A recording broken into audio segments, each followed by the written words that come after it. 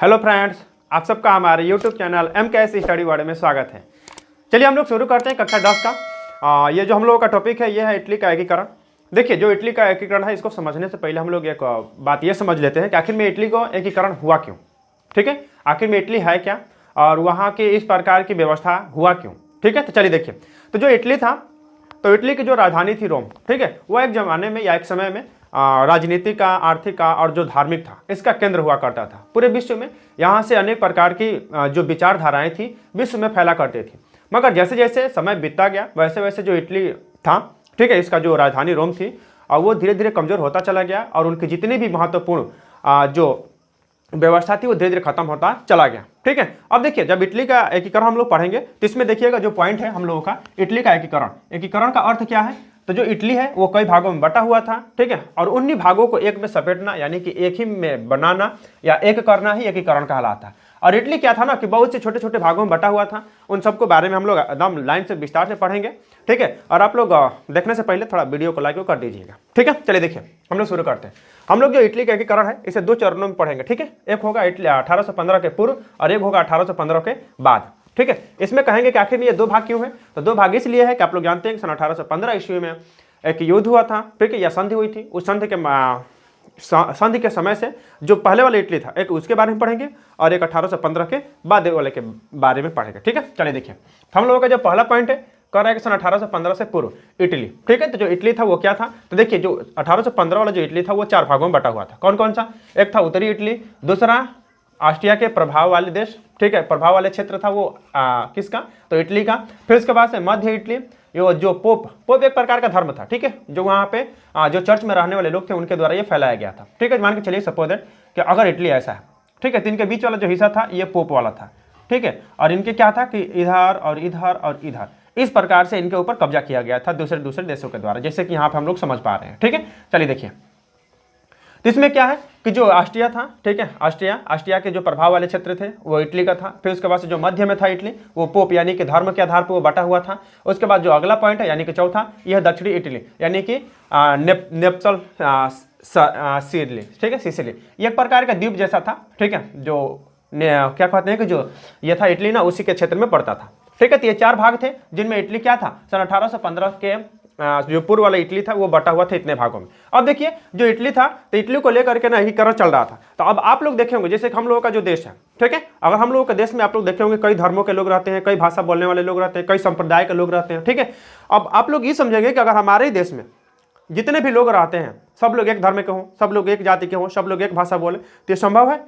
कभी संभव नहीं है। मगर इस प्रकार की विचारधारा वहाँ पे उत्पन्न हुआ था और वहाँ का जो शासक था या वहाँ का जो धार्मिक जो आंदोलन था वो इसी प्रकार के बातों को लेकर के चल रहा था। और वो चाहता था कि हमारा जो धर्म हो पूरे क्या हो इटली में उसी प्रकार की मान्यता दी जाए जैसे कि हम चाह रहे हैं। ठीक है, देखिए, तो इसमें क्या था कि जो इटली था वहाँ पे विभिन्न वर्ग के लोग थे। ठीक है, इटली में विभिन्न वर्ग के लोग थे। उसके बाद से भाषा बोलने वाले, उसके बाद से प्रजातियों और उसके बाद से ये जो विभक्त था, कहने का मतलब ये जो इटली था ना कई वर्गों में विभाजित था। जातियाँ थी, विभिन्न प्रकार के जो वर्ग था वो, उसके बाद से उपजातियाँ, ठीक है, धार्मिक, उसके बाद से भाषा, ये सब अनेक प्रकार के क्षेत्रों में क्या हुआ था, बटा हुआ था। ठीक है, जब इस प्रकार की जब घटनाएं थी इटली में, तो इटली में बहुत से जो लोग थे, ठीक है, बहुत से लोग जैसे कि मैजिनी था, उसके बाद से काबूर था, उसके बाद से गैरिबाल्डी थे, ये प्रमुख व्यक्ति थे जिन्होंने इटली को एकीकरण करने के लिए अथक प्रयास किया था। अथक प्रयास मतलब कि बहुत ज्यादा इन्होंने प्रयास किया था कि इटली का एकीकरण हो और इटली एक हो। ठीक है, तो इसके लिए खास करके ये तीन व्यक्ति जो थे इन तीनों के द्वारा अथक प्रयास किया गया था ताकि इटली को एकीकरण कर दिया जाए और इटली पूरा मिला करके, जैसे कि उत्तरी हो गया, मध्य हो गया, उसके बाद से दक्षिणी हो गया और जो ऑस्ट्रिया वाला प्रभावित था वो सभी क्षेत्रों को मिला करके एक इटली का निर्माण किया जाए। ठीक है, तो इसमें ये खास करके तीन व्यक्ति थे जैसे कि मैजिनी था, उसके बाद से काबूर था, उसके बाद से गैरिबाल्डी था, ये तीन व्यक्ति थे। अब देखिए, उसके बाद इसमें आता है कि सन 1870 ईस्वी में एकीकरण संभव हुआ। ठीक है, तो चल सन 1870 तक जा करके ये जो इटली का एकीकरण था ये संभव हुआ। ठीक है, अब चलिए हम लोग देखते हैं इटली के बाद यानी कि सन 1815 के बाद वाली जो इटली थी। इसमें क्या हुआ ना कि जब 1815 के जो बाद वाला आया था तो इसमें क्या हुआ कि आप लोग जानते हैं कि जब ये एकीकरण हुआ था जब संधि हुआ था सन 1815 ईस्वी में, ठीक है, तो उस संधि में क्या किया गया था ना कि ये जो इटली था इसको कुछ कुछ क्षेत्रों में बांट दिया गया। कहाँ से कि आप लोग जानते हैं कि उस समय तक इन पूरे क्षेत्रों में वो जो नेपोलियन था उसका अधिकार था। मगर जैसे ही नेपोलियन की वहाँ पे हार हुई, नेपोलियन को यहाँ से हटा दिया गया, तब क्या हुआ कि जो इटली था ना, इटली पे अलग अलग क्षेत्रों ने अधिकार कर लिया, और अधिकार करने से इटली का जो भाग था वो और भी कई छोटे भागों में बट गया। ठीक है, देखिए यहाँ पे क्या था कि सन 1815 के बाद वाली जो इटली थे, कह रहे कि इटली को विभिन्न खंडों में बांट दिया गया। ठीक है, अभी पहले तो बटा ही था, उसके बाद और भी छोटे छोटे भागों में बांट दिया गया। अब देखिए जो इटली बटा था तो उसमें क्या था ना कि देखिए कह रहा है कि एकीकरण में बाधा, जब वो बटा था तो उसको जब एकीकरण किया जा रहा था तो उसमें कौन कौन सी चीजें जो थी वो बाधा कर रही थी, जैसे कि भौगोलिक स्थितियां कहने का मतलब हर जगह एक समान स्थितियां नहीं थी भौगोलिक। ठीक है, यानी कि बनावट, जो पृथ्वी की संरचना है या जो ऊपर वाली स्ट्रक्चर है वो हर जगह एक जैसा नहीं थे, तो वो एक करने में रुकती थी। फिर उसके बाद से जो दक्षिणी था और जो उत्तरी था, इनके बीच में था मध्य वाला। ठीक है, जैसे कि आप लोग जानते हैं ना कि यहाँ पे इधर हो गया दक्षिणी, इधर हो गया उत्तरी, और बीच में हो गया जो ये वाला था, तो यही वाला था मध्य भाग, जो पोप यानी कि एक प्रकार का धार्मिक एरिया था जहाँ पे खास करके पोप धर्म वाले लोग यहाँ पे रहते थे। इसके बारे में भी अभी अंत में चलेंगे तो देखेंगे कि ये पोप धर्म कैसे खत्म हुआ, इसको क्या किया गया। ठीक है, आगे देखिए फिर उसके बाद से क्या हुआ कि जो पोप था, पोप एक धार्मिक एकीकरण का चाहता था। कहने का मतलब कि जो पोप था ये धर्म के आधार पर ये बटा हुआ जो क्षेत्र था, ये चाहता था ना कि पूरे इटली को एक ही धर्म को क्या किया जाए, एक ही धर्म को माना मतलब कि इटली के द्वारा पूरे इटली में केवल एक ही धर्म हो, और वो किस प्रकार का धर्म हो, पोप हो। ठीक है, तो इन लोगों के जो धार्मिक थे ना उनका यह विचार था, मगर इस प्रकार से इटली में होना संभव नहीं था। ठीक है, जैसे कि आप लोगों को पहले बताया। उसके बाद से आगे है जो इसमें सबसे बड़ा अड़ंगा था वो ऑस्ट्रिया था और फ्रांस थे। कारण क्या था कि जब इस प्रकार के जब वो नेपोलियन खटाया गया ना, तो इन्हीं दोनों के द्वारा सबसे ज्यादा इस पे क्या किया गया था, कब्जा कर लिया गया था इटली पे। इसलिए ये दोनों चाहते नहीं थे कि इटली का क्या हो, एकीकरण हो। ठीक है, तो इसमें सबसे बड़े बाधा किए थे।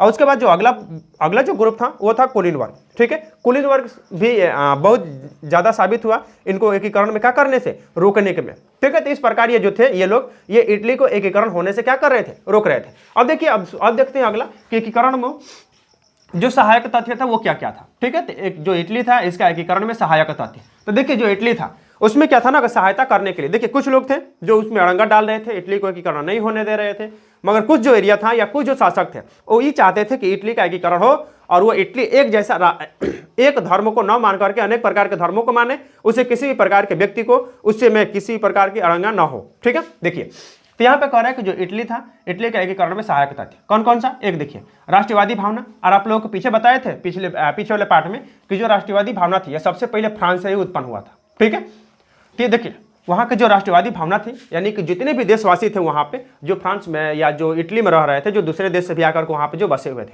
उनके अंदर अपने देश के लिए राष्ट्रवादिता की भावना उत्पन्न होना क्या हो गया था, शुरू हो गया था। और उनका यह मानना था कि अगर हम लोग अपने देश के लिए नहीं लड़ेंगे तो हमारा जो देश है ना एकीकरण कभी भी नहीं हो पाएगा। फिर उसके बाद अगला क्या है, सांस्कृतिक क्रांति। तो देखिए सांस्कृतिक क्रांति के माध्यम से यानी कि अनेक प्रकार के स्थानों पर लोग जाते थे और चौराहे पे कस कस के चिल्ला करके सांस्कृतिक क्रांति के बारे में बताते थे, और लोगों से ही कहते थे कि अगर अपना देश है, ठीक है, तो फिर लड़ने में क्या परेशानी है ना। तो जो इस प्रकार के जो क्रांतिकारी था वो सांस्कृतिक यानी पढ़े लिखे लोगों द्वारा इस प्रकार क्रांतिकारी थे। उसके बाद देखिए सबसे महत्वपूर्ण व्यक्ति थे इतिहासकार। इतिहास क्या करते थे, गाँव गाँव शहर शहर घूम करके और अपने देश की जो कहानियाँ थी, जो घटनाएं थी, इनको लोगों को बताते थे।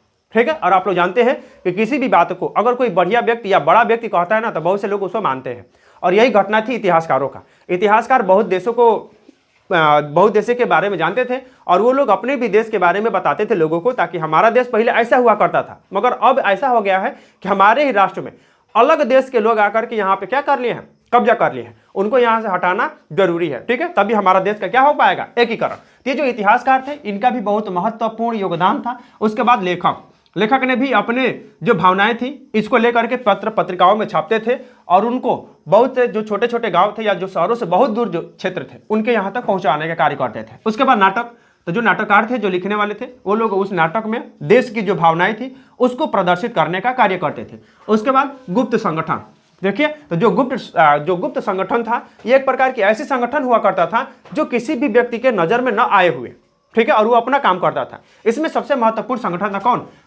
काल्वेराइन। ठीक है, ये काल्वेराइन, तो इसमें काल्वेराइन होगा। ठीक है, नारी काल्वेराइन, ये वाला जो ग्रुप था, ठीक है, खास करके यही संगठन था ग्रुप, ये जो था गुप्त संगठन था जो फ्रांस में ये इटली में रह करके कार्य कर रहा था, और वो इटली के लिए कार्य कर रहा था। ठीक है, इसके बारे में भी चर्चा करेंगे। ठीक है, तो इस प्रकार की जो व्यक्ति था यानी किस प्रकार की जो घटनाएं थी ये इटली को एकीकरण में सहायक थी, और ये जो घटना थी ये इटली को एकीकरण में बाधाएं थी। ठीक है, अगला पॉइंट देखते हैं, इटली का नायक। नायक कहने का मतलब जो इटली के हीरो थे, खास करके जो इटली को एकीकरण करने में सबसे बड़ी भूमिका निभाए थे। ठीक है, तो उसमें चलिए एक एक हम व्यक्ति के बारे में आराम से पढ़ेंगे तो एक देखिए। तो इसमें पहला व्यक्ति है मेजिनी। ठीक है, इसमें आप लोगों को यहाँ पर बताए थे कि 3 व्यक्ति खास करके थे, एक था मेजिनी, दूसरा था काबुल और तीसरा था गैरिबाल्डी। ठीक है, तो देखिए इसमें था मेजिनी। मेजिनी के बारे में हम लोग जीवन परिचय थोड़ा सा देख लेते हैं, उसके बाद से अगला देखेंगे काउट, यहाँ पे काबुल है, और उसके बाद से देखेंगे कौन से गैरिबाल्डी क्या। तो देखिए यहाँ पे है मेजिनी। तो मेजिनी जो था ना वो एकीकरण का मसीहा कहने का मतलब कि सबसे महत्वपूर्ण भूमिका थी इसको एकीकरण करने में। ठीक है, हालांकि ये संभव नहीं हो, मतलब कि ये जो था ना अपने समय में नहीं कर पाया, मगर सबसे महत्वपूर्ण भूमिका रही थी इसकी। ठीक है, तो देखिए जो इटली का एकीकरण था इसमें इसको मसीहा का दर्जा दिया गया, और जो ये जो था ना मेजिनी, ये राजतंत्र का विरोधी था। ठीक है, तो ये राजतंत्र का क्या था, विरोधी था। और आप अभी देखेंगे इसके आगे वाला जो ये काबुर है ना, ये जो काबुर ये क्या था, ये राजतंत्र का विरोधी नहीं था। ठीक है, मगर इसके पास बहुत ज्यादा दिमाग हुआ करता था, है ना। चलिए इसके बारे में भी देखेंगे।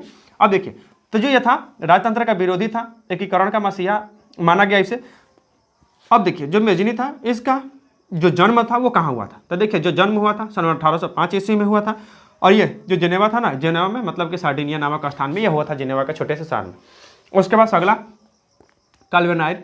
ठीक है, कावेनारी की सदस्यता का क्या ग्रहण किया। फिर उसके बाद से क्या हुआ, ये देखिए यही वाली जो संस्था थी ना, यही वाली जो संस्था थी जो गुप्त रह करके यानी कि गुप्त संगठन का कार्य करती थी, और इसी सदस्य का यानी कि उसी ग्रुप का ये सदस्य बना था कौन, ये मेजिनी। ठीक है, उसके बाद से क्या हुआ कि जब ये उसका सदस्य बन गया था तो ठीक है, तो अपने समय में बहुत से बड़े बड़े काम किए थे, और वो सब छिप के किया था, यानी कि नजर में नहीं आया था सरकार के अपने। ठीक है, तो देखिए जो सदस्य था उसका ग्रहण कर लिया।